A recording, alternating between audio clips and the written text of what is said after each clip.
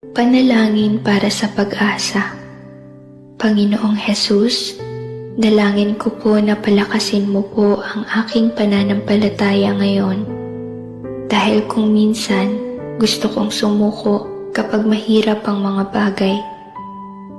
Panginoong Hesus, ipinagdarasal ko po ang iyong mapagmahal na kaaliwan ngayon. Dahil minsan nawawalan po ako ng pag-asa kapag binigo ako ng iba. Panginoong Hesus, hinahanap ko po ang iyong liwanag ngayon upang gabayan mo po ang aking mga hakbang dahil minsan po naliligaw ako kapag ang buhay ay magulo at mahirap. Panginoon, tulungan mo pong buuin ang mga nasira, punasan ang aking mga luha at magsimulang muli.